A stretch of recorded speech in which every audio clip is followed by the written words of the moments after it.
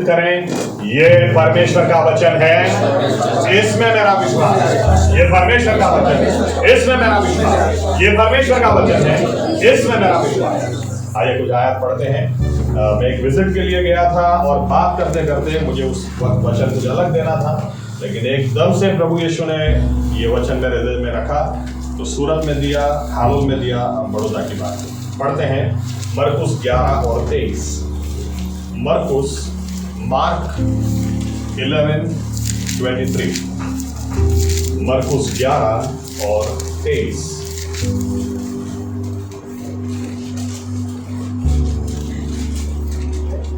કેમ કે હું તમને નિશ્ચય કહું છું કે જે કોઈ આ પર્વતને એમ કહે કે ખસી જા ને સમુદ્રમાં નંખા અને પોતાના હૃદયમાં સંદેહ ન લાવતા વિશ્વાસ રાખશે કે જે હું કહું છું તે થશે તો તે તેને માટે થશે। आइए दुआ करें।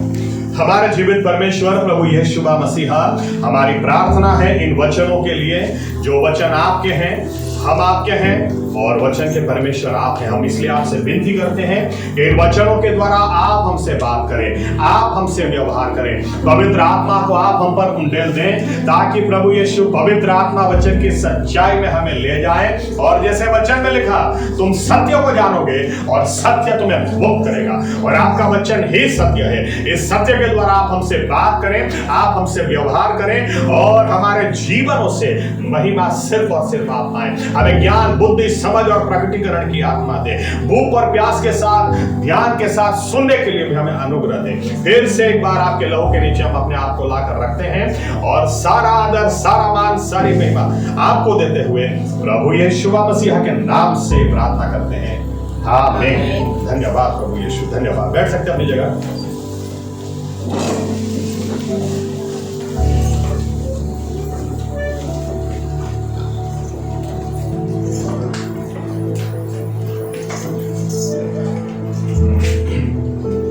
होशिया 4 और 6 बहुत इंपॉर्टेंट आयत, पूरे बाइबल में बहुत बहुत इंपॉर्टेंट आयत। परमेश्वर यहाँ पर फरियाद करते हैं और बोलते हैं, my people perish for the lack of knowledge. मेरे लोग ज्ञान के अभाव की वजह से नाश में जाते हैं। इसका उल्टा मतलब कि अगर ज्ञान होगा तो नाश में नहीं जाओगे। आमीन। और याद रखना, झूठ हमको बंधन में ले आता है, सच्चाई हमको मुक्त करती है। और हिब्रू के अंदर ज्ञान के लिए जो शब्द है वही शब्द उजियाले के लिए भी है, और अज्ञानता के लिए जो शब्द है वही शब्द अंधेरे के लिए भी है। यानी अगर जहां अज्ञानता है वहां अंधेरा है, और जहां ज्ञान है वहां उजियाला है। आमीन। इसका मतलब परमेश्वर अपने लोगों से फरियाद कर रहे हैं कि ज्ञान के अभाव की वजह से तुम नाश में जा रहे हो, इसीलिए सही ज्ञान हमारे पास होना बहुत जरूरी है। आमीन। आमीन। तो यहाँ पर एक बहुत अच्छी बात हम वचन से देखना चाहते हैं, सीखना चाहते हैं। कितनी सारी बार हमारी कहाँ गलती होती है। ऐसा तो है ही नहीं कि परमेश्वर हमारी दुआओं को सुनता नहीं है।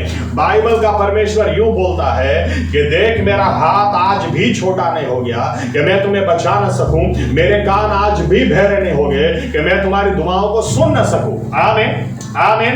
इजरायलियों को ज्ञान की कमी थी। इजरायली लोग सोचने लगे थे कि हो सकता है परमेश्वर बूढ़ा हो गया है, इसलिए हमारी दुआओं को सुनता नहीं है, क्यों वो काम करता नहीं है। तो परमेश्वर ने ज्ञान दिया।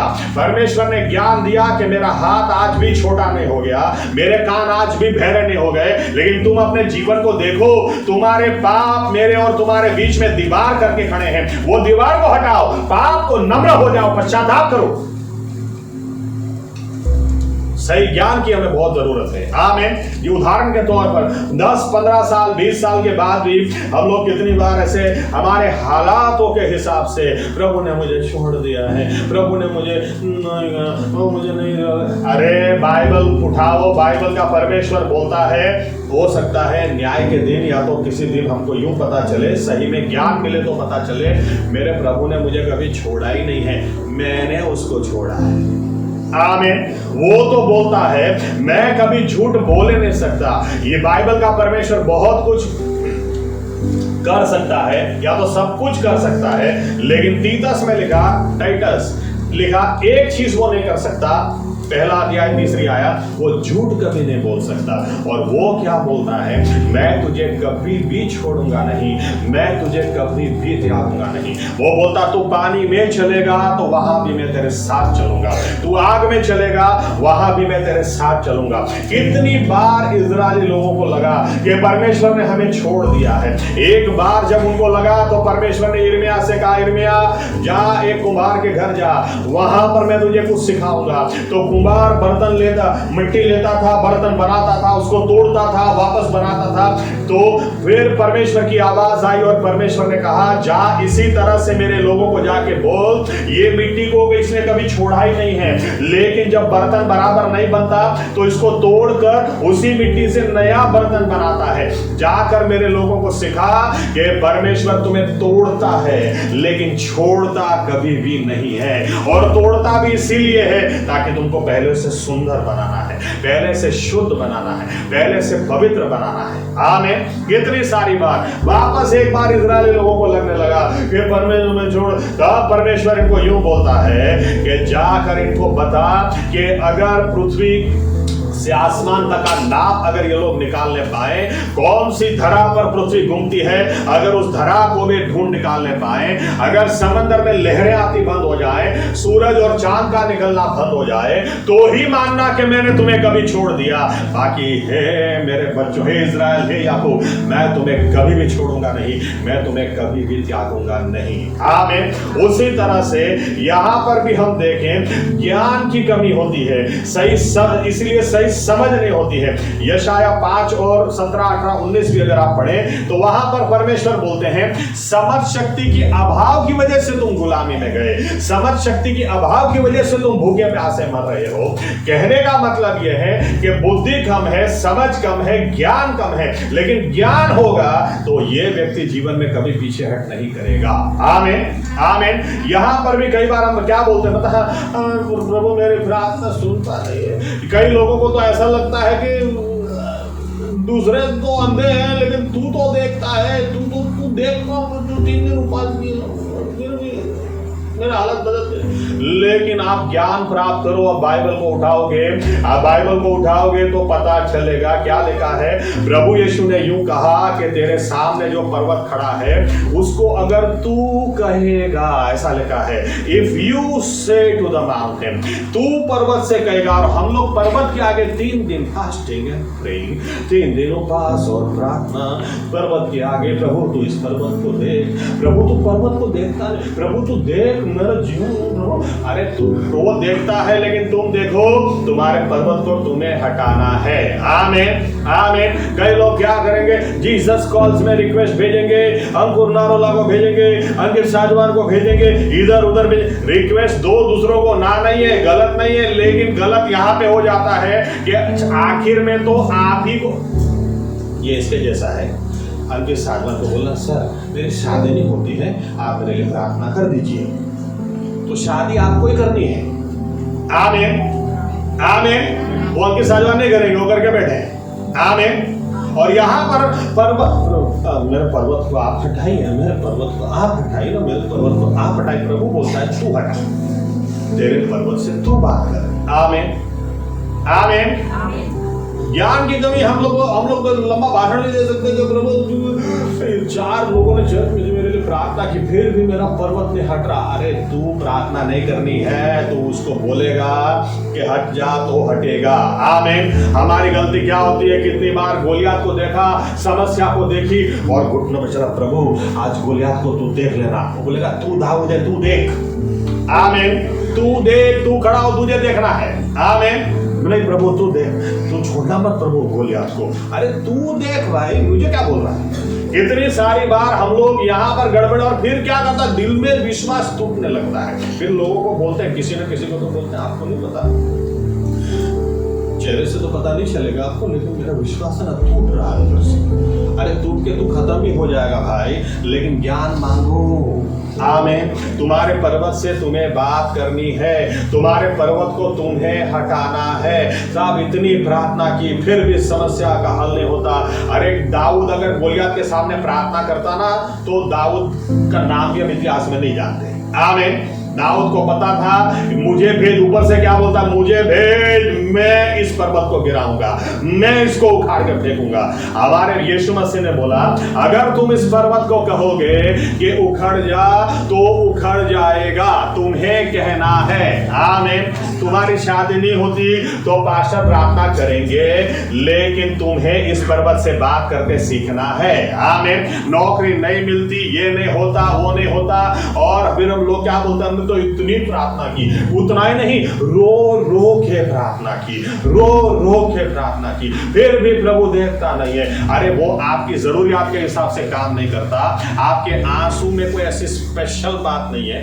आ जा, फिर एक दिन संदेश मुझे देना है कि आंसू में स्पेशल बात है, लेकिन आज आपके आंसू में इतनी स्पेशल बात नहीं है कि वो हिल जाए, क्योंकि वो आंसू से नहीं, विश्वास से हिलता है। आमीन। आमीन। बाइबल बताती है, चलो पढ़े इब्रानी 11 और 6, Hebrews 11:6।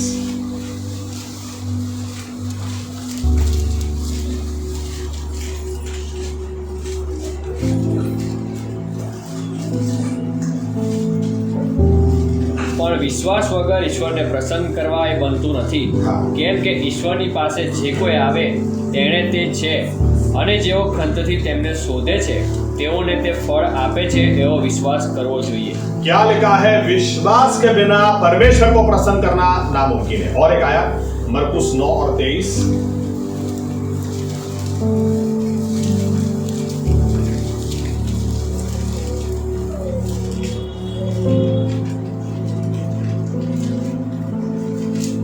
પણ ઈસુએ તેને કહ્યું, જો તું કરી શકે, વિશ્વાસ રાખનારને તો સર્વ શક્ય છે। यीशु मसीह ने क्या बोला कि यीशु मसीह जब पर्वत से नीचे आए, एक पिता अपने बच्चे को लेकर यीशु मसीह से बात करता है, यूं बोलता है, देख तेरे चेले कब से प्रार्थना कर रहे हैं लेकिन मेरे बच्चे को ठीक नहीं करने पाए। यीशु मसीह ने कहा, उसको शक था कि अब यीशु मसीह करने पाएंगे या नहीं। यीशु मसीह ने बोला जो विश्वास करता है उसको कुछ भी नामुमकिन नहीं है। आमीन। इसलिए तुरंत ये व्यक्ति ने क्या बोला बाद में, अच्छा ऐसी बात है तो मेरे विश्वास को बढ़ा बोलता है। और यीशु मसीह ने उस बेटे को कहा, शैतान को कहा निकल, और इस बेटे को ठीक करके उसके पिता के हाथ में वापस दिया। यानी अगर विश्वास हो तो कुछ भी नामुमकिन नहीं है। आमीन।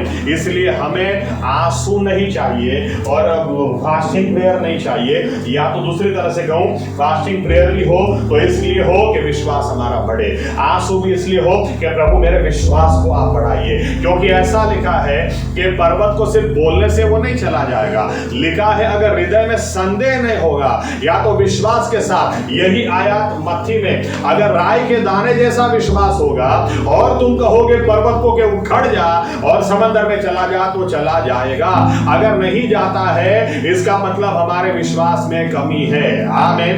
आमीन। वो एक उदाहरण जो सही में हुआ, एक बार जब ऐसे विषय पर पास्टर साहब ने संदेश दिया तो एक बहन आई घर में, इन्होंने सोचा आज तो मैं इसको पर्वत को उखाड़ कर फेंकूंगी, क्योंकि जब सूरज उगता है तो मेरे घर में डायरेक्ट रोशनी नहीं आती, क्योंकि मेरे घर के पीछे पर्वत है। तो खिड़की खोली और कहा, पर्वत तुझे बोलती हूँ यीशु मसीह के नाम से उखड़ जा और समंदर में चला जा।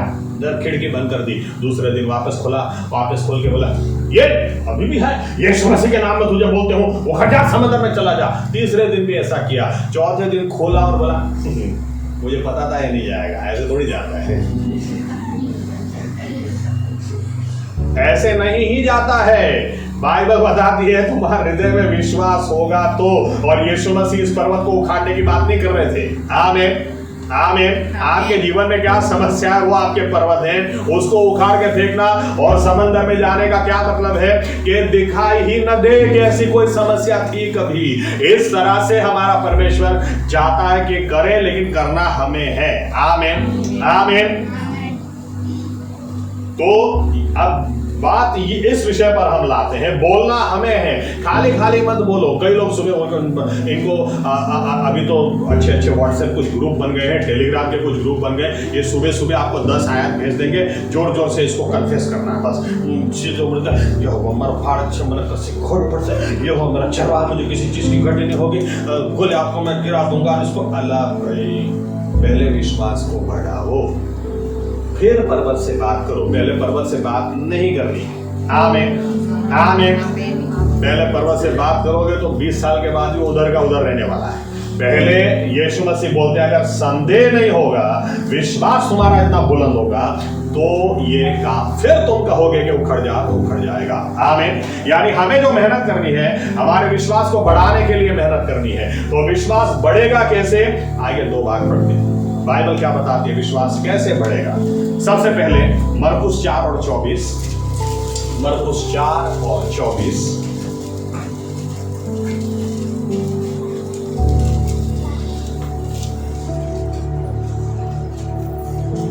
અને તેમણે તેઓને કહ્યું, તમે શું સાંભળો છો તે વિશે સાવધાન રહો. જે માપથી તમે માપો છો તેથી જ તમને પાછું માપી અપાશે અને તમને વધતું અપાશે. ओके, और एक भाग रोमनों की पत्री 10 और 17।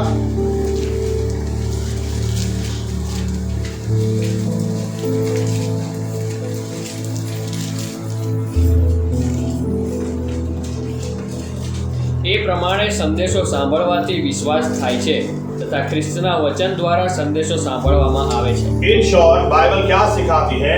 विश्वास अगर आपको बढ़ाना है तो प्रभु यीशु का वचन सुनो। आमीन। प्रभु यीशु का वचन सुनने से और सुनने से ही विश्वास बढ़ता है। आमीन। दूसरी बातों से विश्वास नहीं बढ़ता, प्रभु यीशु के वचन को सुनने से ही विश्वास बढ़ता है। आमीन। और यीशु मसीह ने इसीलिए बोला कि तुम क्या सुनते हो या तो किसका सुनते हो, इसके लिए बहुत बहुत ख्याल रखो। याद रखना जो आप सुनते हैं वही कल आप बोलेंगे भी। आमीन। बच्चा पहले सुनता है फिर बोलता है। आमीन। उसको हम सिखाते बोल बेटा पप्पा, बोल पप्पा, और बच्चा ऐसा टमाटर ऐसा नहीं बोलता है। वो जो सुनता है वही बोलता है। आमीन आमीन। और एक दिन बोला पप्पा मम्मी, उस दिन तो पार्टी पापा के तो लेकिन हमको सिखाना पड़ता है। वो सुनता है, जो सुनता है वही बोलता है। आमीन आमीन। इसलिए हमारे मुंह से जो निकलता है ऐसे ही नहीं निकलता है, पहले हमने क्या सुना है वही मुंह से बाहर आता है। इसलिए यीशु मसीह क्या बोलते हैं? आप क्या सुनते हो, किसको सुनते हो, बहुत ख्याल रखो। मरकुस 4 के अंदर 4 अलग अलग तरह के हृदय के बारे में यीशु मसीह बताते हैं, और 4 अलग अलग तरह के हृदय की कंडीशन किसके ऊपर डिपेंड करती है वो भी बताते हैं। आप क्या सुनते हो ऐसा आपका हृदय रहेगा। उदाहरण के तौर पर पहला जो हृदय है बाइबल बताती है एकदम सख्त है, एकदम सख्त। ये लोग कैसे हैं? जैसे चर्च के अंदर आते हैं और चर्च के अंदर आप इनको कितना भी वचन दो, कितना भी बोलो कि दारू नहीं पीना चाहिए, वहां जाते जाते इनको सुनाई देता है पीना चाहिए। ये पत्थर का हृदय है। आप कितना भी इनको सिखाओ या किसी के लिए कड़वाहट मत रखो, किसी की गवाही खराब मत करो, वहां जाते जाते आज किसकी करो। ये कौन है? हृदय ऐसा है, ये पत्थर का के बीज दिए जाते हैं लेकिन शैतान उखाड़ के चला जाता है। इसकी एक चाबी भी मैं आपको देता हूं।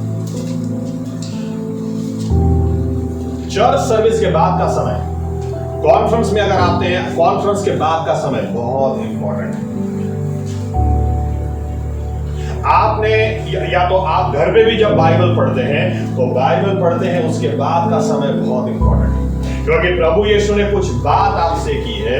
अभी बीज जमीन के ऊपर है, उसको अंदर लेना जरूरी है। इसलिए जब आप चर्च में भी आते हैं, वचन सुनते हैं, तो चर्च के बाद उसके ऊपर मनन कीजिए, उसके ऊपर विचार कीजिए, उसके ऊपर प्रार्थना कीजिए। आप बाइबल भी पढ़ते हैं तो बाइबल भी पढ़ते, बाइबल पढ़ के ऐसे रखा, ऐसे करके टीवी चालू मत कर दीजिए। बाइबल पढ़ा ऐसे रखा, मोबाइल तुरंत चालू मत कर दीजिए। पहले थोड़ी देर सोचिए कि क्या पढ़ा, परमेश्वर आप मुझसे क्या बात करने चाह रहा। वो बीज को अंदर जाने दीजिए। वो बीज अंदर जाएंगे तो वो हृदय की कंडीशन को बदलेंगे, तो परिवर्तन। कितने लोग ऐसे हैं चर्च सर्विस के बाद ये आते भी किस लिए हैं? आज मुझे किसी को बताना है, वो भाग गई है और वो मैं नहीं कंफर्म हो गया न्यूज़, मुझे किसी को बताना ही है। कॉफी पीते पीते पता चला क्या बात कर रहे थे? नहीं पता आपको संदेश गया खड्डे में। आज तुमने वो सुना, मैं 5 साल से बोल रही थी, वो दोनों का बीच में चल रहा है, आप मान नहीं रही थी, लेकिन आप देखो दोनों जन भाग गए। ये वचन कुछ भी चल रहा था, फिर बाहर निकल के उनको पूछो। जेपी साहब को भी कुछ लेडीज ने पूछा अहमदाबाद में, साहब हम लोग है ना प्रेयर के लिए इकट्ठा होना चाहते हैं। जेपी साहब ने यूँ बोला, लास्ट संडे का मैसेज क्या था इतना बता दो, परमिशन दे दूंगा। सब साहब का मुंह देगा। क्यों? क्योंकि यहां से तो संदेश थोड़े ना लेके गए थे, यहां से तो वो लेके गए। 5 साल से मैं बोल रही थी देखो दोनों भाग गए कि नहीं, वो लेके गए। चर्च के बाद का समय बहुत इंपॉर्टेंट है। आप बाइबल पढ़ते हैं, बाइबल पढ़ते हैं। अगर आपने 10 से 10:15 तक बाइबल पढ़ी, कम से कम 5 मिनट 10 मिनट उसके ऊपर मनन करो कि क्या प्रभु मुझसे बात करना चाह रहा है। वो बीज को अंदर जाने तो दो, क्योंकि शैतान को टाइम ही नहीं लगेगा, वो बीज को आके उखाड़ के ले जाएगा। वो अंदर घुसे उसके पहले ही ले जाएगा, इसलिए वो बीज कभी फल ला ही नहीं पाएगा। कॉन्फ्रेंस में भी बस कॉन्फ्रेंस खत्म हो, उसके बाद कई लोग मेरे लिए कुर्सी नहीं है ना, मेरे लिए बैठने का नहीं है ना, मेरे लिए ये नहीं है ना। पहले सोचो तो सही वचन क्या सुना। आमीन। उस बीज को अंदर जाने तो दो। बाइबल बताती है दूसरी जमीन ऐसी है, ये ऊपर से नरम है, ये ऊपर से नरम लेकिन अंदर से सख्त है। ये बराबर बीज को अंदर जाने नहीं दिया है, बराबर वह बीज को अंदर ग्रहण नहीं किया। ये क्या करती है, ये कैसे लोग हैं, लिखा है तुरंत ही इनको कुछ भी आप बोलो, कुछ भी बोलो, hallelujah, praise the Lord, yes side done. आप इनको बोलो हर बात में धन्यवाद देना है। मैं प्रभु आज से निर्णय लेता हूं हर बात में मैं धन्यवाद दूंगा। लेकिन गुजराती में कहा सेठ ने सिखावण जापा सुधी आ तो जापो भी नहीं आइया ज बता बता दे आधे कप में मेरे को कॉफी दी, सबको आ भर भर के दी, मुझे आधे। अभी तय किया था हर बात में मैं धन्यवाद दूंगा, लेकिन अभी चालू क्या होता है बाइबल बताती है, थोड़ी सी समस्या आई कि इसकी हवा निकल जाती है। तीसरा हृदय है, तीसरा हृदय ये कई विश्वासियों को लागू होता है। ये सब देवदास और देवदासियां हैं। इसमें चिंता, इतनी चिंता, आप देखो तो पता चल जाए ये लोग इतनी चिंता लेकर घूमते हैं। बाइबल बताती है इतने कांटे इसके अंदर हैं, ये अच्छा भी क्यों ना हो जाए लेकिन इनको वो चिंता नहीं छोड़नी है। और कई लोग तो ऐसे होते हैं कि इनको चिंता ना हो तो किधर से ढूंढ के ले आएंगे। नहीं, मुझे तो चिंता करनी ही है, मुझे चिंता करनी। और प्रभु, बाइबल का प्रभु बोलता है तू चिंता मत कर, तू बोझ मुझे दे दे। ऐसे कैसे दे दो तो फिर मैं क्या करूंगी, मुझे तो करनी है। इनको चिंता करनी ही है बस। कई लोगों को तो आप हंसा भी नहीं सकते, गुदगुदी भी नहीं कर सकते, क्योंकि इनको चिंता है। वो धन्यवाद के समय बोलेंगे भी सही, तो वो आपने मुझे बोला मेरा सारा बोझ में तो लेने के तैयार, धन्यवाद प्रभु, लेकिन सॉरी मैं दे नहीं सकती पूरा, क्योंकि मैं खुश हो जाऊंगी, मुझे चिंता में रहना है। इनको देख के आप समझ सकते हैं कि वेट ही कर रही है कि अगर किसी ने पूछ लिया कुछ चिंता है क्या, अरे एक किताब ले जाओ, सब लिखा है, पढ़ लो।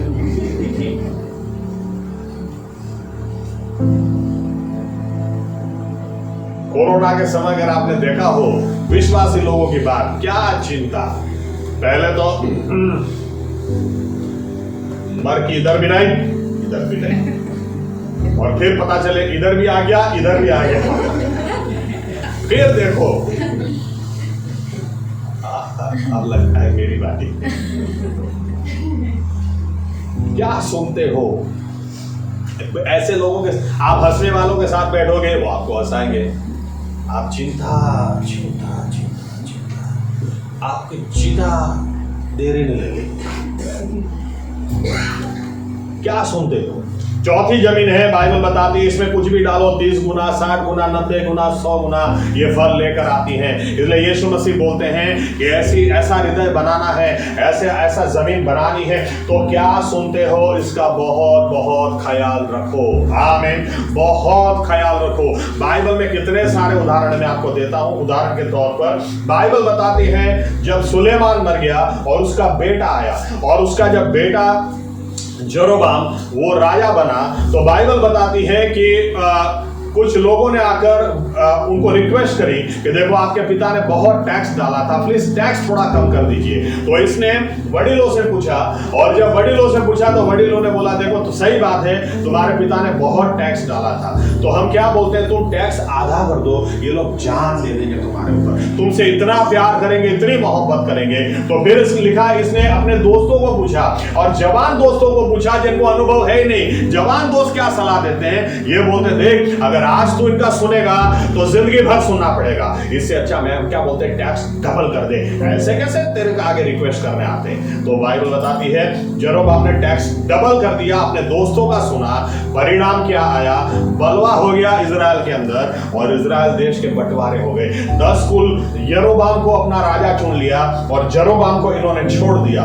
और अगर आप गलत सुनोगे, आप क्या सुनते हो इसका बहुत ख्याल रखो। आमीन आमीन। सामसून के बारे में क्या लिखा है, सामसून के बारे में, जब आपके जीवन में गलत व्यक्ति हो, गलत बातें हो, ये आपको अंधेरे में ले जाती है, ये दिमाग आपका खराब कर देती है। सामसून के बारे में लिखा है, इस आदमी का, वैसे यहूदी इतिहास हमें बताती है ये कोई मैचो मैन नहीं था, सिंगल बॉडी पर्सन था, लेकिन जब परमेश्वर की आत्मा इसके ऊपर उतर आती थी ये सी को भी फाड़ देता था। बाइबल बताती है इसको अगर गुस्सा आ गया तो शहर का दरवाजा भी उठाकर खाई के अंदर डाल देता था। अगर इसको गुस्सा आ गया तो लोमड़ियों को, बाइबल बताती है 300 लोमड़ियों को पकड़ के इसने उन दो की पैर में इनकी पूंछ बांध के आग जला के फलिस्तियों के खेतों को जला दिया। यहां तक लिखा है कि एक बार गधे के मुंह की जो हड्डी होती है इससे 1000 लोगों को इसने मार दिया। एक तो अगर देखेंगे तो कितनी बुद्धि है, जब कितना अभिषेक इस आदमी के ऊपर है, डरता नहीं किसी चीज से। लेकिन दलाइला नाम की औरत इसके जीवन में आई और भाई साहब को प्यार हो गया, और प्यार तो अंधा होता है। ऐसा प्यार हो गया कि ये औरत एजेंडा के साथ आई है, इसको पता ही नहीं। ये की सांसद राज तो बताओ। ये आदमी, मैं अपना भी एक एग्जांपल दूंगा कि जब बाइबल पढ़ रहा था एक बार में,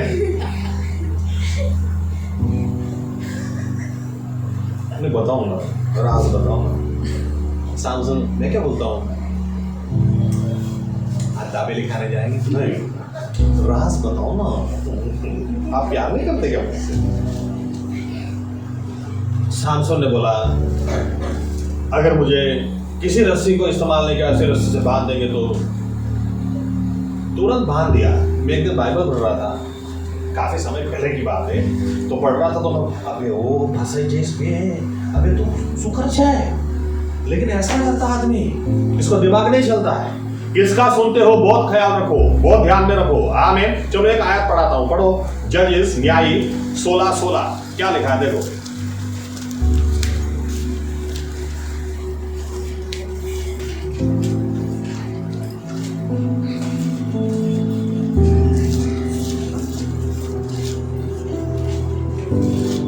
न्यायाधीश 16 न्यायी 16:16 देखो क्या लिखा है।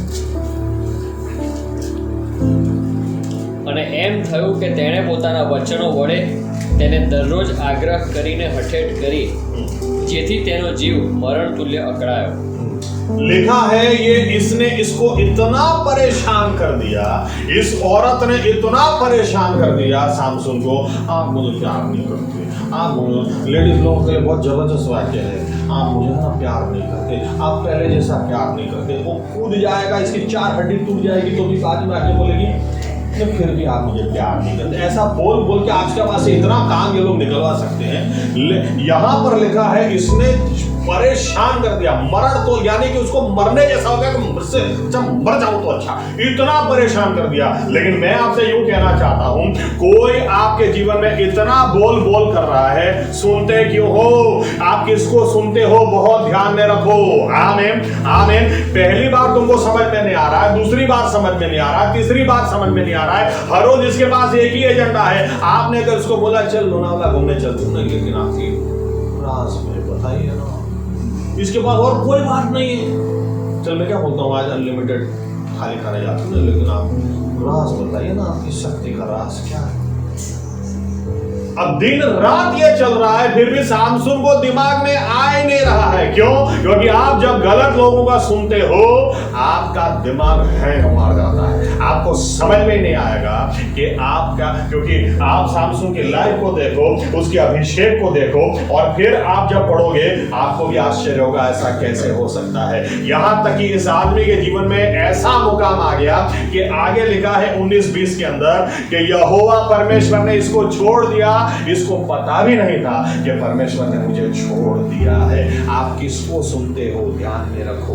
बाइबल बताती है जब सामसून को पकड़ के ले गए, आपको आगे की स्टोरी लिखी नहीं है, लेकिन मैं काल्पनिक स्टोरी बताता हूं। अब जहां पर घूम रहा होगा, गधे को निकाल के इसको लगा दिया चक्की पीस करने के लिए, इसकी आंखें निकाल दी, तब इसको याद नहीं आता होगा कितना प्यार करती थी।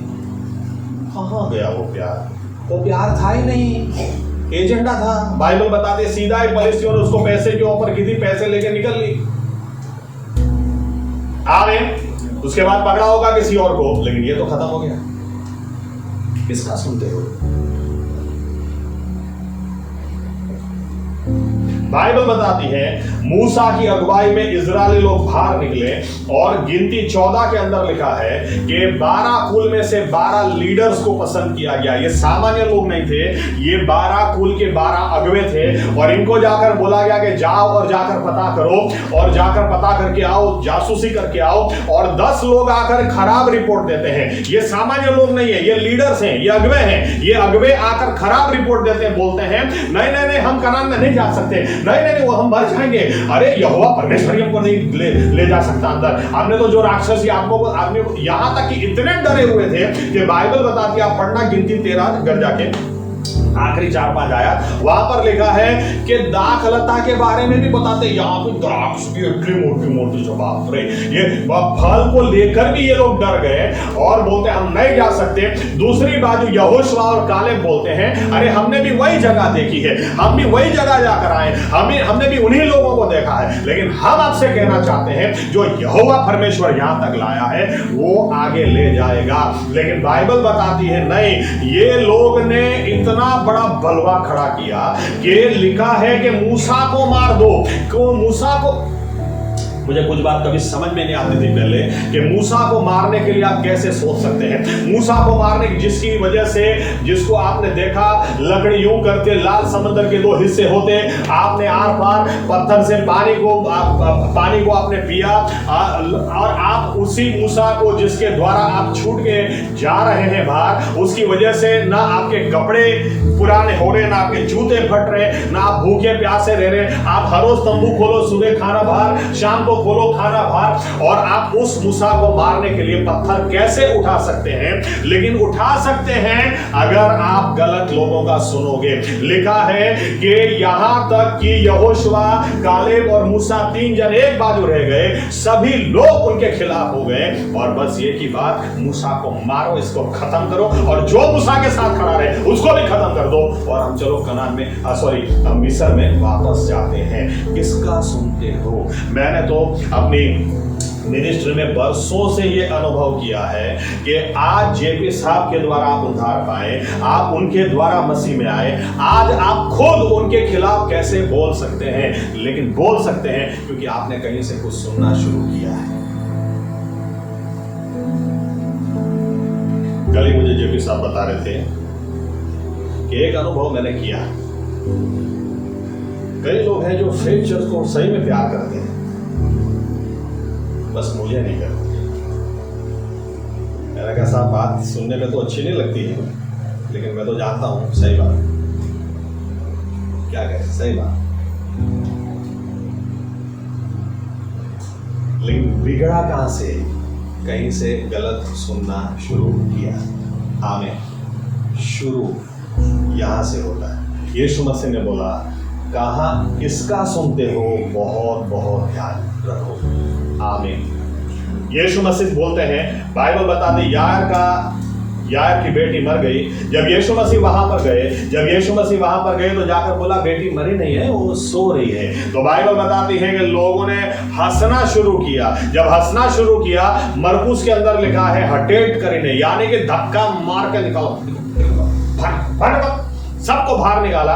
बाहर निकालने के बाद दरवाजा बंद किया और फिर लिखा है बेटी के पास जाकर यीशु मसीह ने बोला तालिथा कूम, बेटी खड़ी हो जा। वो जिंदा हो गई। जिंदा होने के बाद यीशु मसीह बोलते हैं भूखी है, इसको खाना दो।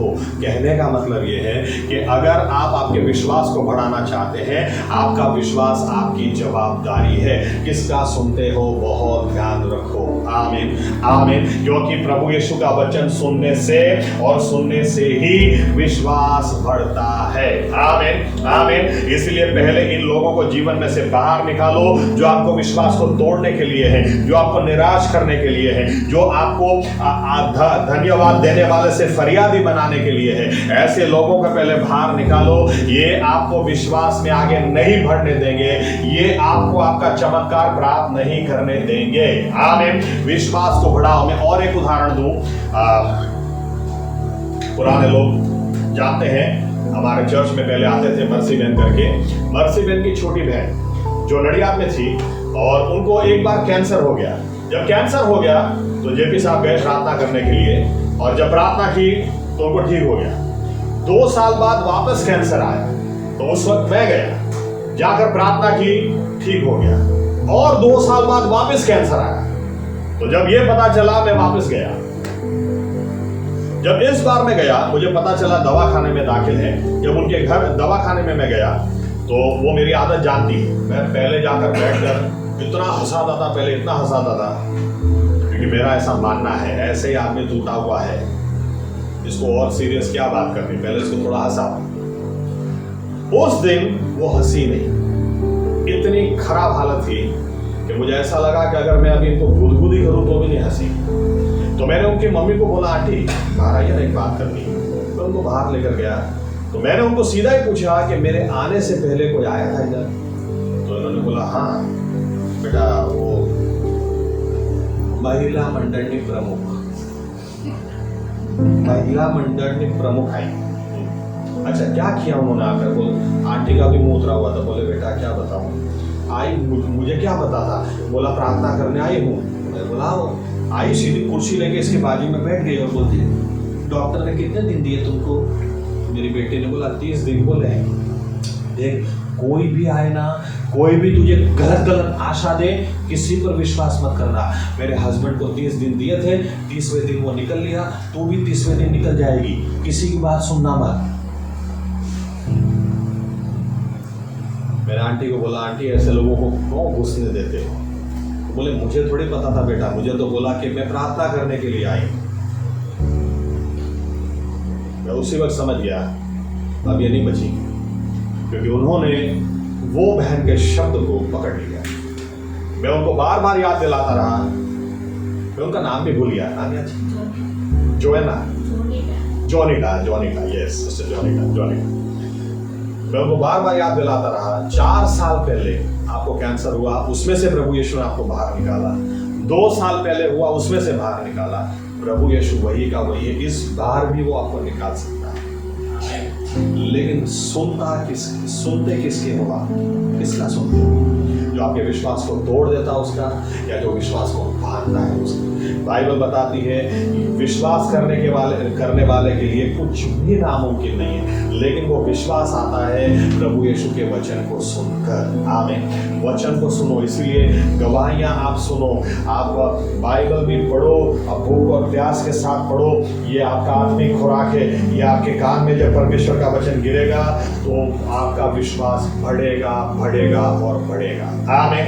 मैं 2000 के साल में उद्धार पाया, फेथ चर्च में मैंने आना शुरू किया।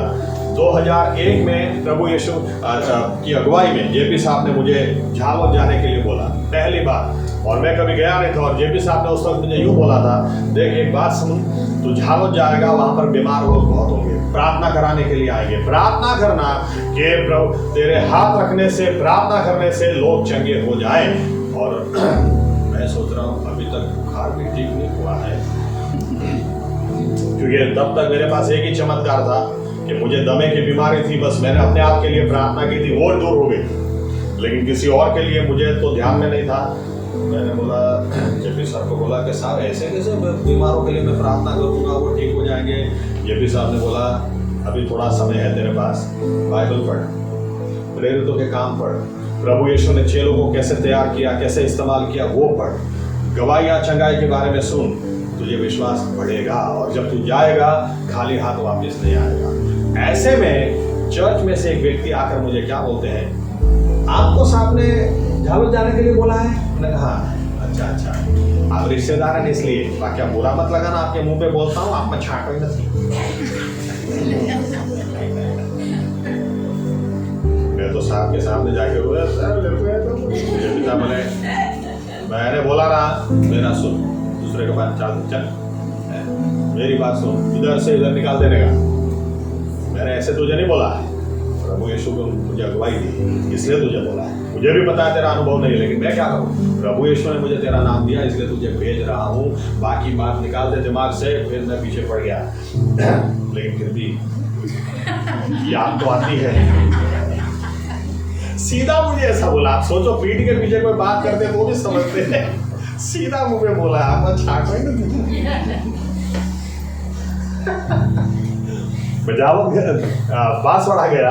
बांसवाड़ा गया और एक बहन आई और सर प्रार्थना करनी है। मैंने कहा अच्छा क्या हो गया बेटे को?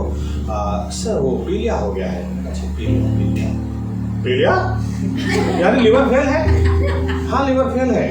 तो मैंने कहा मन में सोच रहा हूँ पीलिया की प्रार्थना मैं कैसे करूँ? मैं बोला किसने बोला आपको पीलिया हो गया है? बोलते सर वो डॉक्टर के पास गए थे ना, तो दाखिल कर देने का था ना। मन में सोच रहा हूँ इधर किधर पीलिया ठीक होगा, डॉक्टर के पास का। तो बहन क्या बोली, नहीं साहब हमें ना इधर डॉक्टर के पास खाली निदान कराने जाते हैं, क्या बीमारी है, फिर हमारे पास्टर प्रार्थना करते हैं, यीशु मसीह के नाम से ठीक हो जाता है। मैं तो सुनता ही रह गया। मैंने कहा ठीक है, तो फिर हम प्रार्थना करते हैं, चलो यीशु मसीह के नाम से प्रार्थना की, भेज दिया। दूसरे हफ्ते में वापस गया, उधर ही वो पास्टर के साथ में बैठा था, एक बच्चा उधर खेल रहा था, बात करते करते पास्टर पिछले हफ्ते वो पीलिया के लिए प्रार्थना की थी, वही लड़का है क्या? बोले हाँ वही तो है, आपने हाथ रखा प्रार्थना की ठीक हो गया, उसका लीवर पूरा नया है। जेपी साहब को साहब चमत्कार हो गया है। मैं तो बोला ही था प्रभु यीशु करेगा, चिंता मत कर। एक रात को एक तो ऐसे अनुभव थे कि हम लोग शहर में तो इतना चले नहीं है और यहाँ पर ये लोग चलाए जाए 6 किलोमीटर चलाए जाए और 6 किलोमीटर बोलते क्या और आसान, और उधर जाने के बाद और आसान।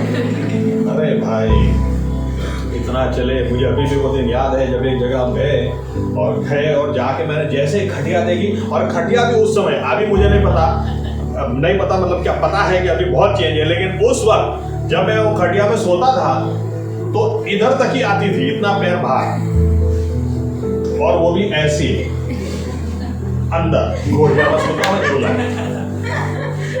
और मच्छर इतने कि आप उड़ने का मांगो ऊपर से तो नीचे से मच्छर चलते पूरी रात। ऐसे कैसे नहाने का भी 4 खटिया लगाने की, उसके ऊपर चादर डालने की, और उसके बीच में ऐसे ऐसे नहाने ठंडे ठंडे पानी से।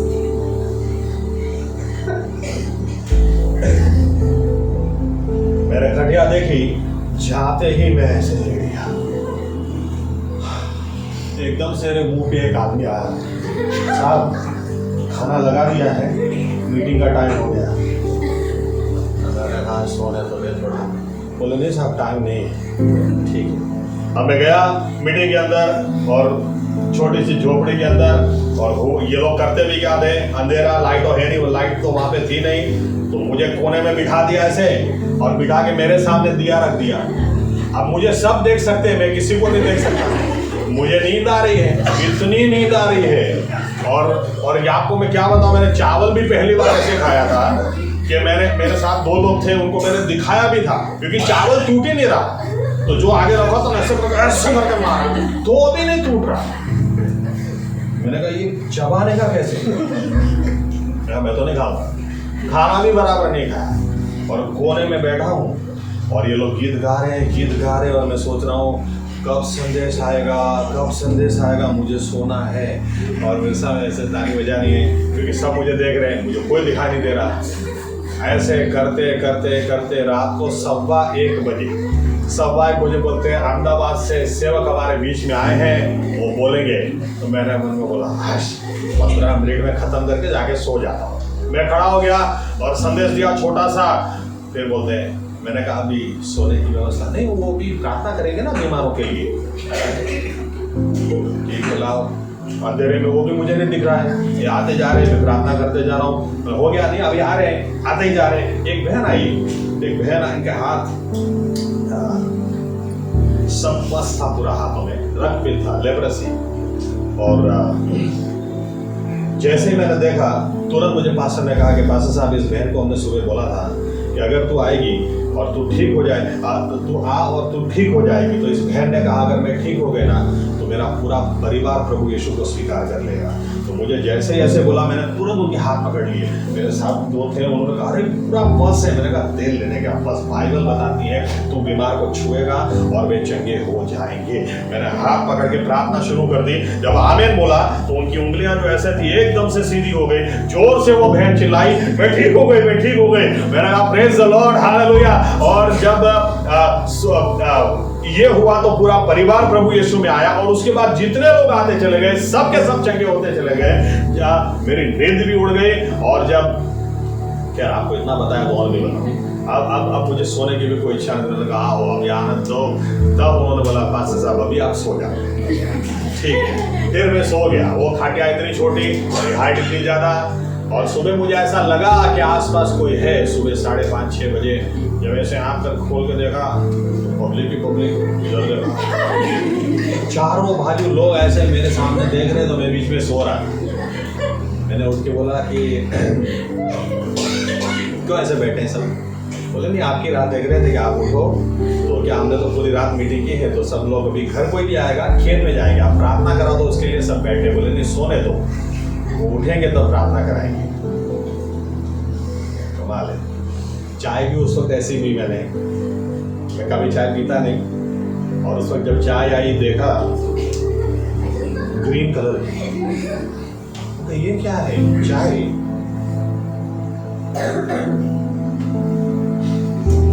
मेरे साथ जो लोग थे ना, तो चाय लेकर ऐसे गए, ऐसे डाल के आ गए। लेकिन मुझे तो पीनी थी क्योंकि चारों बाजू बीच में मैं। लेकिन कहने का मतलब, जाने से पहले किसी ने मेरे विश्वास को तोड़ने में कोई कसर बाकी नहीं रखी। लेकिन मेरे पास्टर ने मुझे सलाह दी थी, किसका सुनेगा वो ध्यान में रखना। आमीन। किसका सुनेगा, सही सुनेगा, तेरा विश्वास बढ़ेगा। आमीन आमीन। आज के आखिरी पॉइंट पर आते हैं। विश्वास आपका बढ़ गया, इसके बाद आपको चुप नहीं रहना। आपको पर्वत को बोलना उखड़ जाएगा। आमीन। लेकिन बोलना किस तरह से है, ये भी तो बहुत इंपॉर्टेंट है। आइए पढ़ते हैं 2 आयत। आखिरी पॉइंट है ये, निर्गमन एक्सोडस 7:1। निर्गमन 7 और 1।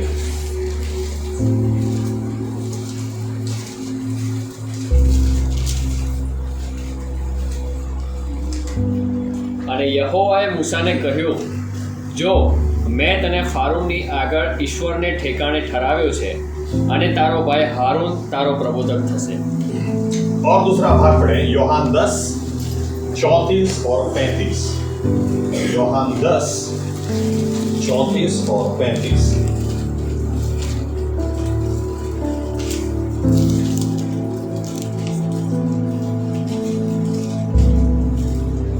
ઈસુએ તેઓને ઉત્તર આપ્યો, હું કહું છું કે તમે દેવો છો, એમ શું તમારા નિયમશાસ્ત્રમાં લખેલું નથી?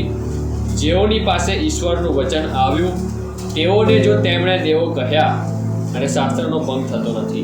ओके, अब देखो बाइबल हमें क्या सिखाती है। बाइबल पढ़ने के ऊपर और एक सब्जेक्ट आपको देता हूँ, और एक मुद्दा आपको देता हूँ। इस तरह से समझे, गधे की भाषा गधा ही समझता है। आमीन। 2 गधे अगर बात कर रहे हैं और अगर आपको समझ में आ रहा है तो आप भी गधे हैं। गधे की भाषा गधा ही समझता है। आमीन। कुत्ते की भाषा कुत्ता ही समझता है। शेर की भाषा शेर ही समझता। आपने कभी नहीं देखा होगा गधा और शेर बैठ के बात करे, क्या मैंने कहा तो घास खाया, तूने क्या खाया। बहुत अच्छा पॉइंट आपको देता हूं। इसका क्या मतलब है कि हम जब परमेश्वर के वचन को पढ़ते हैं या सुनते हैं, जब हमें समझ में आता है, इसका मतलब हम उसके जैसे हैं। आमीन। हम फालतू के लोग नहीं हैं, हम संसार का कचरा नहीं हैं। बाइबल इसलिए बताती है जब इंसान को बनाना था तो उसने अपनी प्रतिमा में बनाया, इसलिए इंसान परमेश्वर की बात को समझ सकता है। अगर ऐसे कभी करता नहीं है, लेकिन उदाहरण देता हूं, अगर परमेश्वर ने किसी दिन यूं भी बोल दिया ना, अबे गधे तो सुधरता ही नहीं है, तो भी हमको हालेलुया प्रेज़ द लॉर्ड बोला है, प्रभु ने मुझसे बात की है। वो किससे बात करता है? अपने जैसों से बात करता है। आमीन। इसलिए आप और हम फेंक देने की चीज नहीं है। इसलिए यीशु मसीह क्या बोलते हैं? जिसके पास भी परमेश्वर का वचन आया, वो बाइबल कहती है तुम देवो हो, तुम एलोहिम हो, यानी जिसके पास भी परमेश्वर का वचन आया तुम खुद उसके जैसे हो। आमीन। इसीलिए लोग हमको कई बार बहुत उल्टा सीधा सुनाते हैं, ऐसा है ना, वैसा है ना, ऐसी है ना, वैसी है। लेकिन अगर आप परमेश्वर की आवाज को सुन सकते हैं, तो परमेश्वर आपसे अगर बात करता है तो याद रखना वो इसीलिए करता है क्योंकि वो अपने जैसे किसी से बात कर रहा है। आमीन, आमीन, आमीन। और इसीलिए मूसा को जब परमेश्वर ने फारो के सामने भेजा तो मूसा को क्या बोला परमेश्वर ने? मैं तुझे एलोहिम की नाइट ठहराता हूं, यानी मैं तुझे परमेश्वर की जगह में भेजता हूं। यानी तू जब जाएगा तो परमेश्वर की तरह बात करना, अधिकार के साथ बात करना। फारू के सामने जब तू खड़ा हो तो गिड़गिड़ाना मत, लेकिन परमेश्वर कैसे बोलेगा, ईश्वर कैसे बोलेगा, वैसे तुझे बोलना है। इसलिए मूसा जाकर क्या बोलता है? हिब्रुओं के परमेश्वर ने मुझे दर्शन दिया और तुझे यह कहने के लिए बोला है मेरे लोगों को जाने दे। वो यूं नहीं बोलता है परमेश्वर के लोगों को जाने दे, उसको पता था परमेश्वर ने क्या बोला, तू जाकर ऐसे बोलेगा जैसे मैं बोलता हूं। तो वो जाकर क्या बोलता है? लेट माय पीपल गो, मेरे लोगों को जाने दे। तो राजा भी भड़क जाता है। फारू बोलता है अबे तू है कौन, और है कौन तेरा ये हिब्रुओं का परमेश्वर? मैं नहीं जानता इसको। तो मूसा फिर भी सामने बोलता है तू नहीं जानता तो जान जाएगा, लेकिन मैं यहां पर आया हूं अपने लोगों को छुड़ा कर मैं ले जाऊंगा। फारू राजा बोलता है मर्दों को जाना तो जाओ, बोलता नहीं हम मर्द जाएंगे, हमारी पत्नियां जाएंगी, हमारे बच्चे जाएंगे, हमारी भेड़ बकरियां जाएंगी, हमारी संपत्ति जाएगी, हमारा सब कुछ जाएगा। अधिकार के साथ बात करना सीखना है। आमीन, आमीन। ऐसा नहीं चलेगा कि फारू के सामने 400 साल तो आपकी सेवा करेगी, अब तो जाने दो और कितना पकड़ के रखोगे, ऐसे नहीं होता है। आमीन, आमीन। शैतान के सामने ऐसा नहीं बोलते हैं। जब आप बुआ के पास जाओ, याद रखना हम लोग बुआ बुआ नहीं है। आमीन। लेकिन बुआ के पास जाओगे तो बुआ क्या बोलेगा? क्यों परेशान कर रहे हैं, तुझे क्या चाहिए? और वहां से जवाब भी आएगा किलो चिकन खानी है। तो फिर वो बोलेगा इनको चिकन खानी है, इसको चिकन खिला दो, ये चले जाएगी, फिर हमको परेशान नहीं करेगी। सूरत में एक बहन के लिए एक बार हम लोग प्रार्थना कर रहे थे और ये बहन कूद रही है और गाड़ी के अंदर ये मैंने आराम से गेम खेल रहा है, तुझे जो करना है पबजी खेलो, कोई फर्क नहीं पड़ता। ये बाहर कूदा कूद कर रही है। मीना बहन भी उस वक्त बोलती आज सो कहा था अंदर, अरे वो ये दुष्ट आत्मा अपना काम करे, वो अपना काम कर रहा है। और हमारे विश्वासी लोग सब इकट्ठा हो गए हुक्म करने के लिए। ये बहन गिरी तो उसमें से एक कैथलिक भाई है, वो बीच में घुस के बोलते हैं तमने सू જોઈએ। जेपी साहब बोलते कौन सा ना मुझे ठेके दे तमने सू જોઈએ, कशुन नहीं જોઈએ, हमने जो निकली सुनना। आमीन, आमीन। अधिकार के साथ बात करना है, लेकिन हम लोग अधिकार के साथ बात नहीं। अब कुत्ते को बोलो हाँ और करीब आएगा, सुख तो यार संभले हट, ऐसा बोलोगे तो भागेगा। आमीन, आमीन। और हम लोग क्या करते हैं, हमको अधिकार एक दूसरे के सामने तू मारी मत समझ, तू मारी मत, हमको एक दूसरे को अधिकार दिखाना है।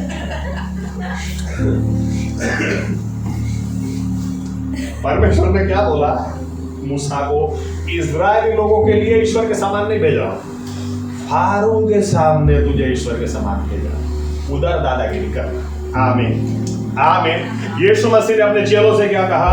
यीशु मसीह ने अपने चेलों से कहा, देखो मैं जा रहा हूं, लेकिन अगर तुम मुझ पर विश्वास करते हो तो दुष्ट आत्माओं को तुम निकालोगे, बीमारों को तुम चंगा करोगे, तुम्हें कोई जहर दे देगा, उसकी असर तुम्हें नहीं होगी।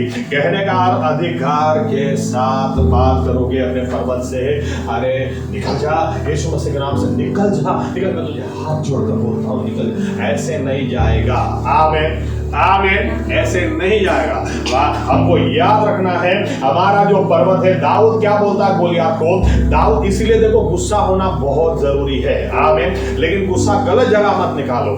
दाऊद का आप खाली दाऊद का सोचो कि सामने गोलियत खड़ा है, अगर गुस्सा नहीं होता तो दाऊद और गोलियत का सीन क्या होता? दाऊद एक बार चला तो जाता और फिर गोलियत बोलता किसको भेजा है बे, इसको तो मसल दूंगा। मम्मी ऐसा नहीं बोला। आमीन। क्या बोलता है? अबे तू मुझे क्या मारेगा, आज मैं तुझे मारूंगा। और तेरे पीछे जितने खड़े ना लोग जानेंगे कि आज भी इजराइल का परमेश्वर इजराइल में है। तू भाले और बर्छी को लेकर मेरे सामने आता, मैं यहोवा परमेश्वर के नाम से तेरे सामने आता। और बाइबल बताती है पहला हमला गोलियत ने नहीं किया, दाऊद ने जाकर उसको मारा। सामने पहला हमला दाऊद ने किया। आमीन। अधिकार के साथ बोलना है, अधिकार के साथ पहले अपने विश्वास को बढ़ाओ, अपने विश्वास को बढ़ाओ और फिर मूसा की तरह बोलो। जब फारू ने यूं कहा कि आज के बाद तेरा मुंह मुझे मत दिखाना, तो फारू को सामने क्या निर्गमन 11 एक्सोडस 11 मूसा क्या बोलता है? अरे मुझे भी तेरा मुंह नहीं देखना आज के बाद। लेकिन याद रखना आज रात को ही हम लोग यहां से निकलेंगे और लाखों की तादाद में निकलेंगे, लेकिन हमारा परमेश्वर तुम्हारे और हमारे बीच में भेद दिखाएगा, एक कुत्ता भी हम पर नहीं भौंकेगा। इस तरह से बोलोगे तो पर्वत हटेगा। आमीन आमीन। पर्वत को रिक्वेस्ट नहीं करनी है, उसको कमांड करना है, उसको हुक्म देना है, लेकिन देने से पहले अपने विश्वास को बढ़ाना है। आमीन आमीन। अपने विश्वास को आप बढ़ाओ। जहाँ यीशु मसीह की बात हो, जहाँ चंगाई की बात हो, जहाँ गवाही की बात हो, ऐसी बातें आप सुनो, क्योंकि जब ऐसी बातें आप सुनोगे तो ये बात सुनने से और सुनने से ही आपका विश्वास बढ़ता है। और जब विश्वास बढ़ता है फिर अपने पर्वत के आगे प्रार्थना मत करो, पर्वत को हुक्म करो, निकल मेरे जीवन से, निकल मेरे परिवार से, उखड़ जा और समंदर में चला जा। यानी कि इस तरह से कि मेरे जीवन में कभी कोई समस्या थी ही नहीं। आमीन आमीन आमीन। अधिकार के साथ अपनी समस्याओं के साथ बात करना सीखो। ये करोगे तो ही हमारे जीवन में काम होगा, नहीं तो हम लोग जहाँ है वहीं रहेंगे। हो सकता है तो पीछे चलते चले जाएं, फिर बोलेंगे मेरा विश्वास टूट गया, ना मेरा विश्वास टूट गया। अरे विश्वास को बांधो, ज्ञान प्राप्त करो। आपकी समस्या से आपको बात करनी है। आमीन। और आप कहोगे उखड़ जा तो वो उखड़ जाएगा। आपको और एक गवाही दूं, उसके बाद मैं खत्म करूं। आप इसको YouTube पे भी देख सकते हैं, इसलिए नाम देता हूं। नासिर सिद्दीकी पास्टर थे या तो हैं, और उनकी वाइफ अनीता। ये औरत बीमार पड़ गई और बीमार हो गई, या तो इसको एमएस बोलते हैं, गर्दन के नीचे पूरा पैरालिसिस हो गया। और तब वो प्रेग्नेंट भी थी, 2 बच्चे थे। डॉक्टर ने बोल दिया ये तीसरा बच्चा की आशा आप छोड़ देना, ये बच्चा नहीं पैदा होगा। पास्टर ने बोल दिया डॉक्टर को, आप चिंता मत करो डॉक्टर, नॉर्मल डिलीवरी होगी। डॉक्टर बोले हो नहीं सकती, अरे गर्दन से नीचे पैरालिसिस है। ये आदमी बोलता है अरे पैरालिसिस क्यों ना हो, लेकिन होगा। बस वाइफ को घर में ले गए। सबसे पहला काम क्या किया, अंदर के रूम में वाइफ को रख दिया। वहां पर किसी को नहीं जाना है। इनके एक पास्टर मित्र थे, सिर्फ वही आते थे तो अंदर प्रार्थना करने के लिए जाते थे। दूसरे जितने भी लोग आते थे इनको बोल, अच्छा अब आपकी वाइफ के लिए प्रार्थना करने के लिए हम कराइए, तो इधर से कराइए। आप इंडिया से भी प्रार्थना करेंगे तो पाकिस्तान में काम होता है ना, अंदर नहीं जाना है। अंदर सिर्फ मेरे दोस्त जाते हैं और कोई भी नहीं। क्यों? क्योंकि हमको पता है हम लोग कैसे हैं। मैं प्रार्थना करने के लिए आया हूँ, अब चिंता मत करना भाई, कैसी भी सिचुएशन हो सब ठीक हो जाएगा, ऐसा आइए अंदर। वो बाप रे सूत है वहां हमने, ऐसे मरती हो तो 4 दिन के बाद अभी मर जाए। इसलिए इन्होंने बोला रिस्क नहीं लेना। उसके कान में क्या पड़ता है, उन्होंने अपनी वाइफ के बाजू में टेप रिकॉर्ड लगा दिया। पूरा दिन या तो वो वर्शिप सुनती है, या तो गाने सुनती है, या तो फिर चंगाई के वचन सुनती है। कोई नहीं जाएगा अंदर, मतलब कोई नहीं जाएगा, बस सिवाय मैं और मेरे पास्टर हैं और कोई नहीं। समय आया, वही उसी बिस्तर पर औरत ने नॉर्मल डिलीवरी दी बच्चे।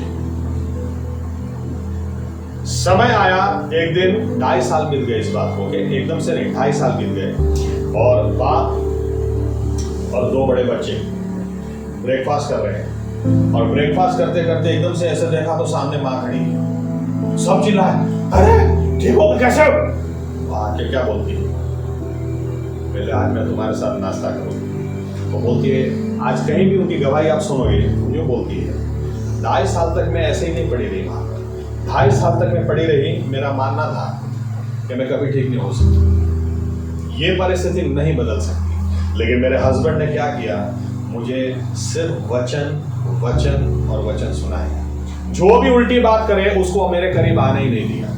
2.5 साल तक मैं पड़ी रही, और जब वचन सुनती थी, सोचती थी, मुझे नहीं पता था, लेकिन धीरे धीरे मेरा विश्वास बढ़ रहा था। धीरे धीरे मुझे विश्वास होने चला था, सही में उसके कोड़ों की मार से, घाव से मैं चंगी हो चुकी हूँ। और आज सुबह एकदम से मुझे ख्याल आया कि अगर मैं चंगी हो चुकी हूँ तो मैंने कभी उठने की कोशिश क्यों नहीं की है। और आज पहली बार 2.5 साल के बाद मैंने उठने की कोशिश की, मैं तो उठ के बाहर आ गई, मुझे कुछ हुआ ही नहीं। अगर आप आपके विश्वास को बढ़ाना चाहते हैं, क्या सुनते हैं बहुत ध्यान रखिए। आमीन। वचन को सुनोगे, वचन से जुड़ी बातों को सुनोगे, आपका विश्वास बढ़ेगा, और फिर आप पर्वत से कहोगे उखड़ जा, चला जा समंदर में, यीशु मसीह के नाम से वो चला जाएगा। आमीन आमीन। ऐसा करने के लिए प्रभु यीशु आपकी मेरी हम सभी की सहायता और मदद करें। आइए अपनी जगह करें।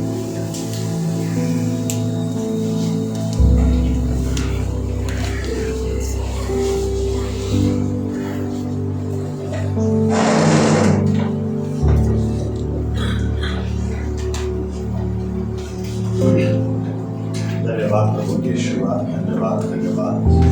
हमारे जीवित परमेश्वर प्रभु यीशु मसीह, हम आपको धन्यवाद देते हैं क्योंकि आपके वचन से हमको उजियाला मिलता ही है, आपके वचन से हमको सही ज्ञान मिलता ही है।